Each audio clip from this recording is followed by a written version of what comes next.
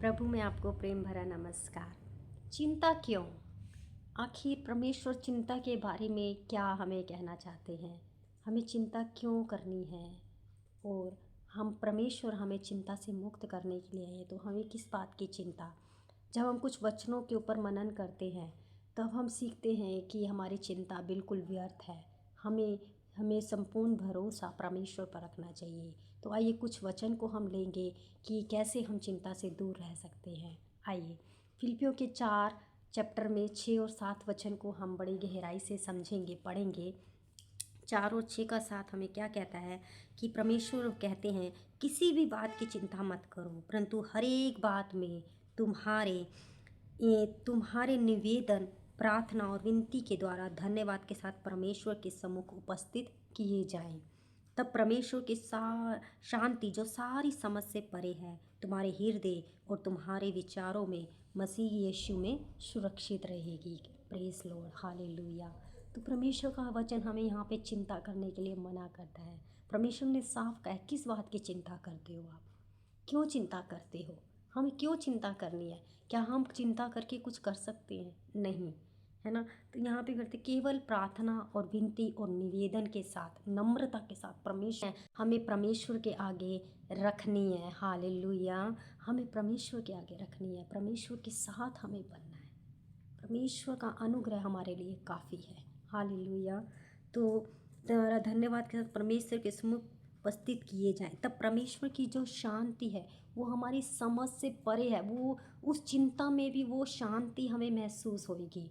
अगर हम परमेश्वर के सम्मुख हैं, परमेश्वर से प्रार्थना करी है, हमने निवेदन करी है, तो वो जो समझ से परे है, जो हम सोच भी नहीं सकते, वो शांति परमेश्वर की शांति होगी। वो संसार की शांति नहीं होगी, वो सांत्वना किसी मनुष्य की नहीं होगी कि ये सब ठीक हो जाएगा, ये सब ऐसे होगा, चल मैं तेरे लिए कर दूंगी, चल मैं तेरे लिए कर दूंगा। नहीं, वो शांति वो वाली नहीं होगी, किसी मनुष्य की नहीं होगी, कोई संसारिक शांति नहीं होगी वो। हालेलुया। वो किसकी शांति होगी? मनुष्य की नहीं, वो परमेश्वर की शांति होगी, जो हमारी समझ से परे है, जिसके बारे में हमने कभी सोचा भी नहीं, वो अनुभव भी नहीं किया होगा। जब वो शांति हमारे जीवन में आएगी, उसका एहसास सबसे अलग होगा, जो हम कभी सोच भी नहीं सकते, जो कभी हमें महसूस भी नहीं होगी। जब हम प्रार्थनाओं के द्वारा अपनी सारी चिंताओं को परमेश्वर के आगे एक निवेदन के रूप में नम्रता के साथ रखते हैं कि प्रभु मेरी ये चिंता है, मेरी ये परेशानी है, आप मेरी मदद सहायता करें, मेरा मार्गदर्शन करें, तो परमेश्वर अपनी अद्भुत शांति से आपको और मुझे भर देंगे। हालेलुया। अब आगे हम 1 पतरस 5 का 7 में पढ़ेंगे। क्या वचन हमें सिखाता है? 1 के 5 के 7 में हमें बताता है वचन कि 1 पतरस 5 का 7 के साथ में लिखा है, अपनी सारी चिंता उसी पर डाल दो, क्योंकि उसको तुम्हारा ध्यान है। संचेत हो और जागते रहो, क्योंकि तुम्हारा विरोधी शैतान गर्जने वाले सिंह के समान इस खोज में रहता है कि किसी को फाड़ खाए। देखिए, शैतान हर पल आपकी और मेरी खोज में है कि हमें चिंता में डाले, डिप्रेशन में डाले, बीमारी में डाले, फालतू के इधर उधर के थॉट में डाले, सोच विचार में डाले। वो हमें फाड़ने के लिए, गिराने के लिए, डाउन करने के लिए, डिमोटिवेट करने के लिए हर वक्त ताक में रहता है। लेकिन परमेश्वर ने हमें क्या बोला है कि अपनी सारी चिंता उस पर डाल दो। किस पे? परमेश्वर पे डाल दो, क्योंकि उसको हमारा ध्यान है। जैसे पेरेंट्स को अपने बच्चों का ध्यान होता है कि मेरे बच्चे की कब क्या ज़रूरत है, कब स्कूल फीस देनी है, कब यूनिफॉर्म लेकर आने, कब खिलौने लाने, कब कपड़े लाने, कब खिलाना है, कब पिलाना है, कब ट्यूशन भेजना है, कब क्या करना है, क्या उसकी ज़रूरत है। तो परमेश्वर को अपने बच्चों का ध्यान है, सारी चिंता उस पर हम डाल दें। मत्ती के 6 के 27 में वचन में हमें क्या बताता है कि तुम में कौन है जो चिंता करके अपनी आयु की एक घड़ी भी बढ़ा सकता है? बताइए, क्या आप बढ़ा सकते हैं? अगर आप चिंता करते हैं, आप परेशान होते हैं, आपको लगता है कि मेरे जीवन में परेशानी आई है, आप उसको सोल्यूशन नहीं निकाल पा रहे हैं, और उसी के बारे में सोच सोच के अपनी हेल्थ को जो है आप ने एकदम से ख़राब कर लेते हैं, सिर में दर्द हो जाता है, हर तरीके की बीमारी आपको घेर लेती है, तो इससे चिंता को करने से आपने सल्यूशन तो नहीं निकाला, लेकिन अपनी परेशानियों को आपने बढ़ा लिया। हम कुछ भी अपने जीवन में अपने आप से नहीं कर सकते हैं। हम कोई भी नहीं है, हम मनुष्य हैं।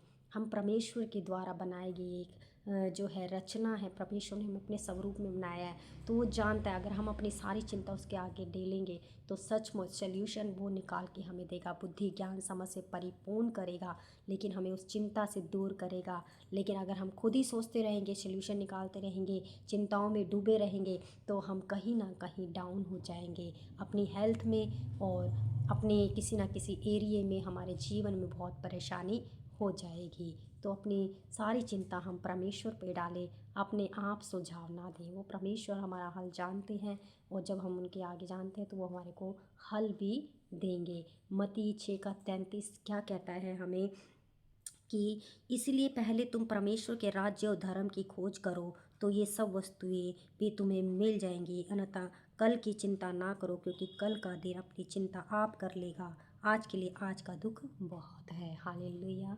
अगर हम स्वर्ग के राज्य की खोज करते हैं, परमेश्वर का वचन हमें कहता है कि परमेश्वर के राज्य की खोज करो, जो सारी चीज़ें हैं वो खुद पे खुद हमें मिल जाएंगी।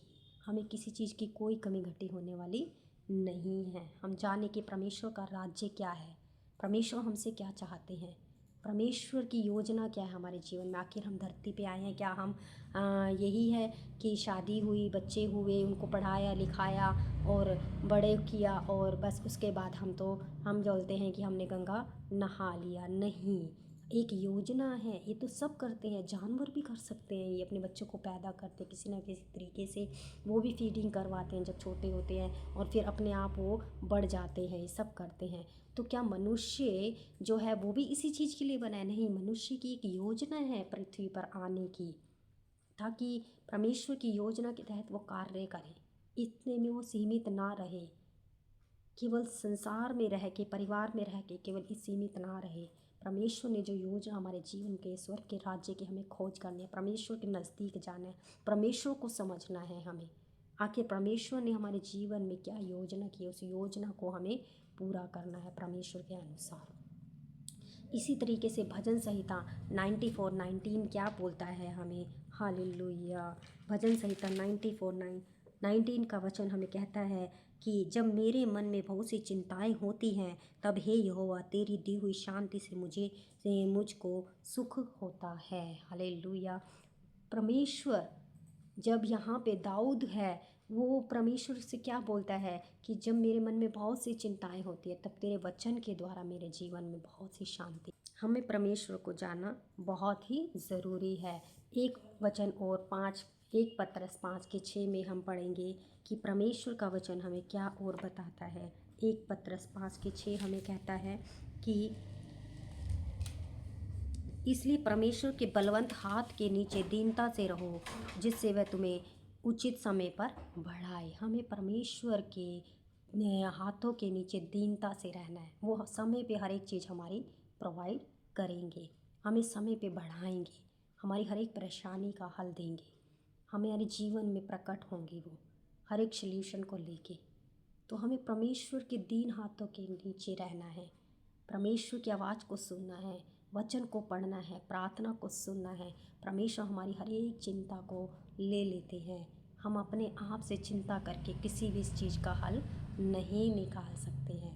तो परमेश्वर में आप बढ़िए, चिंताओं को परमेश्वर के हाथ में दीजिए, परमेश्वर आपका हल निकालेंगे।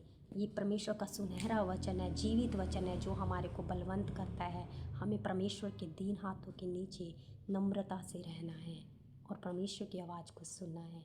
प्रभु इस वीडियो के द्वारा आपको आशीष करे। God bless you.